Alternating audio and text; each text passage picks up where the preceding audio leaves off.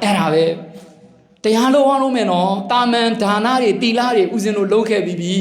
lo le lu pi nat pi de yauk khe bi taman le uzin lo tamatha de le shu bi do zan ni sai bi do Pyama bong le yauk bi uzin lo de kaba yi pyat bi so yin le kaba yi pyat bi so uzin lo kaba yi pyat sai cha la kaba pyat da shi de no kaba pyat bi so yin de kama yi lo lu de ga အကုန်လုံးဟိုးဒီဦးဇင်းတို့ရူပဘုံတိရောက်ပထမဇန်ဘုံတွေပထမဇန်အောက်ဘုံတွေပြက်နေဟိုအထက်ဘုံတွေတောင်ရောက်သေးတာပြောချင်တာဦးဇင်းတို့ကအော်တိုဇန်ရတာတွေရှိခဲ့ဘူးတဲ့နားလဲလားဦးဇင်းပြောတာကဘာကြီးပြက်ပြီးဆိုရင်ဒီနတ်ပြည်6ထပ်အကုန်ပြက်မီးလောင်လူပြည်နတ်ပြည်6ထပ်အကုန်ပြောင်းအဲ့ဒီကကြရင်ဦးဇင်းတို့ဗြဟ္မဘုံရောက်ရသေးတာအဲ့ဒီကကြရင်ဇန်သမဇန်တွေဝင်စားတာ တရားတွေအားထုတ်ရင်းနဲ့အာနာပါနတွေရှုတယ်ကတိုင်းတွေရှုရင်းနဲ့ဇန်တွေဆိုင်ပြီးဇန်တွေဝင်စားသွားပြီးတော့ဗြဟ္မဘုံပြောင်းသွားရတာအလိုလိုနားလည်လားအဲ့လိုဆိုဦးဇင်းတို့ကဒီ30ပုံမှာဗြဟ္မဘုံနဲ့ရောက်ဘူးတယ်နတ်ပြည်လည်းခဏခဏပဲလူပြည်လည်းခဏခဏပဲအပယ်လေးပုံကတော့အမြဲနေအိမ်ကြီးယူနေပြီးငရဲဖြစ်လိုက်တလိษံဖြစ်လိုက်ပိတ်တာဖြစ်လိုက်အတူရကဲဖြစ်လိုက်တလိษံမှာလည်းခွေးဖြစ်လိုက်နွားဖြစ်လိုက်ကြက်ဖြစ်လိုက်ဝက်ဖြစ်လိုက်ငှက်ဖြစ်လိုက်နဲ့မစုံဘူးလားစုံနေပြီဒီကမကြီးတို့ဘာလုပ်တော့မလဲတခါကြီးတို့ဘာလုပ်တော့မလဲ တခုပဲစဉ်းစားတော့ငါတို့တွေရနေမှန်ကိုမရောက်ရင်အိုနာတိဒုက္ခပြီးမလွတ်တော့ဘူးတို့တွေမအိုချင်တော့ဘူးမနာချင်တော့ဘူးမသေးချင်တော့ဘူးအခုလိုစိုးသွမ်းတဲ့ခေတ်ကာလကြီးဟုတ်တယ်မလားဒုက္ခတွေမရောက်ဘူးလားတခါကြီးမကြီးတို့10 မီလီယံတွေတောက်တယ်ကိုနိုင်ငံကြီးမှာဟုတ်တယ်မလားတခါတဲ့လူသားတွေဒုက္ခတွေရောက်နေတယ်ဒီလိုဒုက္ခတွေမလို့ရှင်ဘာလို့ရောက်မလဲဒါပဲတီလာသမာဓိပညာအကျင့်ကိုကျင့်ရင်မိမိတို့အတွက်လမ်းရှိတယ်ဟုတ်တယ်မလား ဒါပဲဦးဇင်းတို့ကျင့်ရမှာတလန်းပဲရှိတယ်ဘယ်သူမှလက်ညှိုးထိုးပြီးတော့နှစ်ကြောင်မလုံးနဲ့ဟုတ်လားကိုကြောင်ဘယ်သူကြောင်လဲကိုအကြောင်းမကောင်းခဲ့လို့အကျိုးမကောင်းလားရှင်းလားသဘောပါလားဒါကြောင့်ဦးဇင်းတို့အကြောင်းကောင်းဦးဇင်းတို့ဒီဘဝမှာကောင်းကောင်းကျင့်လိုက်မယ်ဟုတ်တယ်မလားကောင်းကောင်းသီလကိုဖြည့်စင်သွားဖြည့်ခြင်းမယ်အားလုံးပေါ်မေတ္တာထားမယ်ဟုတ်တယ်မလားဘုရားဟောတဲ့သမထဝိပဿနာတရားတွေစူးစမ်းအားထုတ်မယ်အဲ့လိုဆိုရင်ဒီဘဝမှာသောတာပန်တည်သွားရင်အပယ်မပိတ်သွားဘူးလား ပြီးသွားပြီဘဝငြိမ်းချမ်းသွားပြီဟုတ်တယ်မလားတောတာပန်ဒီဘဝမပြီးသေးဘူးဆိုရင်လည်းကဲနတ်ပြည်ကနေတဆင့်တောတာပန်တဂရကံအနာဂံယန္တာမဖြစ်နိုင်ဘူးလားဒီဘဝကြိုးစားမှတော်ရကြတော့မယ်လို့ဦးဇင်းတတိပေးခြင်းတယ်နားလည်လားသဘောပေါက်လားအဲ့ဒါတကမယူငြိမ်းချမ်းစွာနေရတော့မှာဟုတ်လားဒီတိုင်းရွာလေးမှာနေလိုက်ဘာလို့ကြလဲရွာမှာ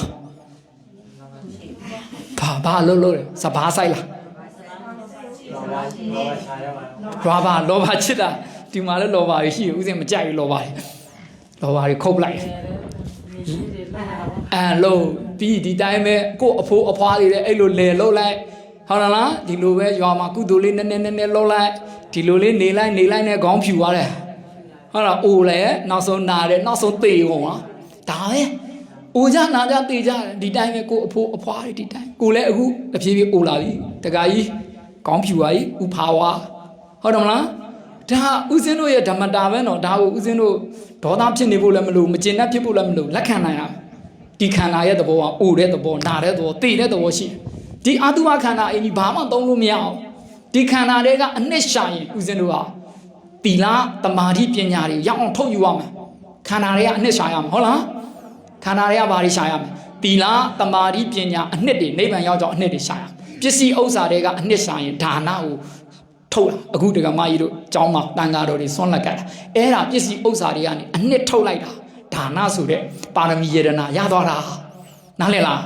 အခုဆရာတော်တီလာတွေပေးလိုက်တယ်တီလာကိုကောင်းကောင်းဖြည့်ခြင်းရင်ခန္ဓာတွေကနေတီလာဆိုတဲ့အနှစ်ကိုထုတ်ယူလိုက်တာအခုဗုဒ္ဓဂုဏ်တော်ပွားနည်းတစ်ခုထပ်တင်လေးအောင်မယ်ဟုတ်တယ်မလားဗုဒ္ဓဂုဏ်တော်ပွားရမယ်နော်ဗုဒ္ဓဂုဏ်တော်ပွားရင်သိကောင်းတာတခါကြီးတို့မိုက်လို့ကြားလား ဒီလိုပူလောင်နေတဲ့လောကကြီးမှာလေဘုရားရဲ့ဂုဏ်တော်ပွားရင်စိတ်ချမ်းသာတာတအားပျော်ဖို့ကောင်းတာကြားလားဟိုဘာပစ္စည်းဥစ္စာပေါ်များတာဒီဟိုဘာတွေအရေးမကြီးဘူးအတိကစိတ်ချမ်းသာတာဘာလဲဗျာဘုရားဂုဏ်တော်ပွားရင်စိတ်ချမ်းသာတယ်နားလည်လားဘာကြောင့်စိတ်ချမ်းသာလဲဆိုတော့ဗုဒ္ဓကိလေသာမရှိတော့ဘာမရှိကိလေသာတွေဝေးကွာနေတဲ့ရှင်တော်ဗုဒ္ဓရဲ့ဂုဏ်တော်ကိုပွားနေတဲ့လူမှာကို့မှာလည်း ဓာတ်တွေကူးရင်းနဲ့စိတ်တွေအေးမြလာလောဘတွေဒေါသတွေမောဟတွေမာနတွေအိတ်တာမစ္စရိယမီးတွေငြိမ်လို့စိတ်မှာအေးချမ်းလာတာနားလည်လားဦးဇင်းပြောလားသဘောပေါက်လားအဲ့ဒါကြောင့်ဘာဂုဏ်တော်ပွားရမလဲဘုရားဂုဏ်တော်ပွားပြီးငြိမ်းချမ်းစွာနေရမယ်ဘဝမှာကြားလားဂုဏ်တော်ပွားရင်ဟိုးနိဗ္ဗာန်တိမျက်မှောက်ပြုနိုင်တယ်လို့အင်္ဂုတ္တပါဠိတော်ကြီးမှာဟောထားတာဗုဒ္ဓကဒါကြောင့်ဒီနေ့ဘုရားဂုဏ်တော်ပွားဖို့ဦးဇင်းတိုက်တွန်းနေနော်ဒ ဒါနလောက်လေးနဲ့မပြောနဲ့တော့ကြလားတီလာဖြူစင်သွားဖြည့်ချင်းပြီးအားလုံးပေါ်မေတ္တာထားပြီးဘာကုံတော်ပွားမလဲဖရာကုံတော်ပွားမယ်နော်ဖရာကုံတော်ဘာလို့ကြမလဲပွားမယ်ဂုံတော်ဘယ်နှပါးရှိလဲဆိုကြည့်ပါ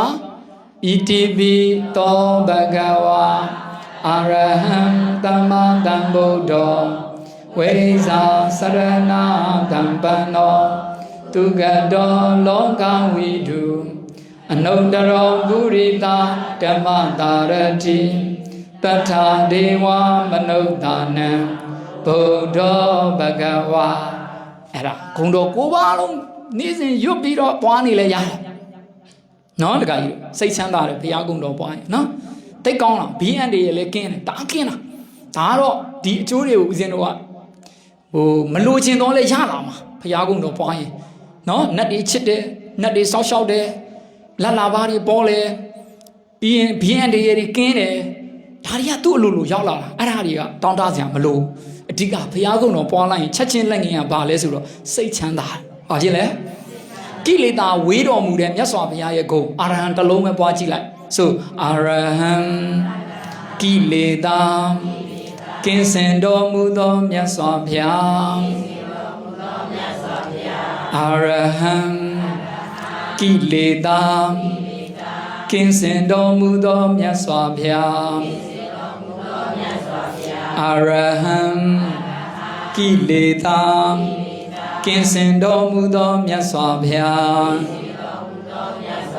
ကြည်စမ်းတခါကြီးတို့မိုက်လို့ဘုရားကုံတော်လေးပွားလိုက်တာနဲ့ကိုယ့်ရင်ထဲမှာအေးချမ်းသွားတာဟုတ်တယ်မလား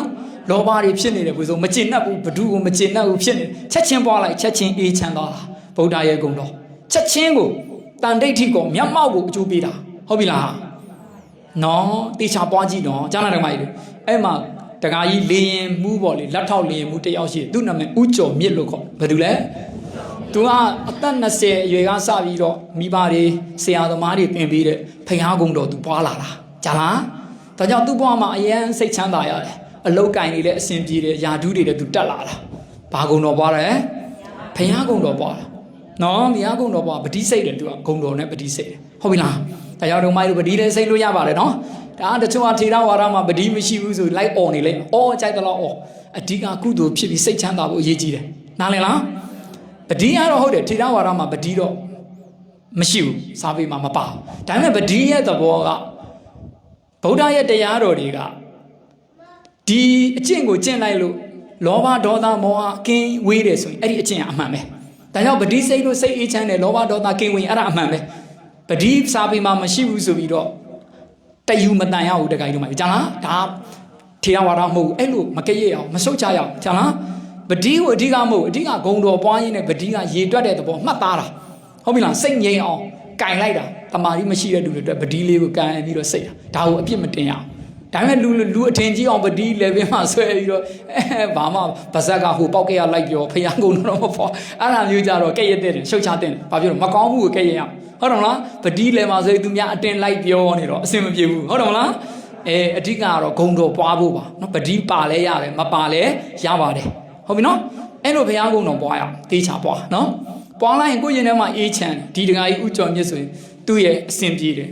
သူဂုံတော်ပွားတော့စိတ်ချမ်းသာတယ်ပြီးရင် तू ကသူ့အမေမုတ်ဆိုးမှရှိတယ်သူ့အမေကိုလည်း तू နေ့စဉ်ရှစ်ခိုးပြီးတော့အိတ်တယ်ဟောမိဘကိုလည်းမလေးစားဘူးလားလေးစားလားလေးစားဒါကြောင့်သားသမီးတွေတခါတော့မလေးတွေကြားလားအဖေအမေတွေကိုဂရုစိုက်ရမယ်မိဘကိုပြုစုလုပ်ကြွေးတယ်ဒါမင်္ဂလာမရှိဘူးလား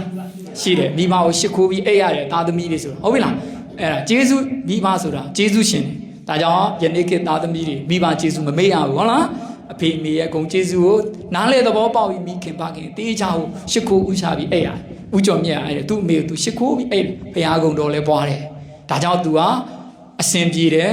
သူ့ဘဝကြီးအေးချမ်းတယ်ယာဓုတွေဆိုတော့တဖြည်းဖြည်း तू တိုးတက်လာတာတနေ့တော့အခါမောလေးပြောချင်တာလူရင်းအချုပ်လေးเนาะပြောချင်တာဘုရားဂုဏ်တော်ပွားတဲ့အတွက်သူ့မှာ BN တွေကင်းပုံလေးကိုဦးဇင်းကပြောချင်တာเนาะအဲ့ဒီတနေ့မှာသူတို့ဒီရန်ကုန်လေဆိပ်ကနေပြီးတော့သူတို့မန္တလေးကိုမောင်းရတယ်ပေါ့နော်မန္တလေးလေရင်ထွက်တယ်အဲ့ဝါကောင်လာပေါ့အချိန်လေးကဝါကောင်လာတယ်အဲ့ဒီမှာ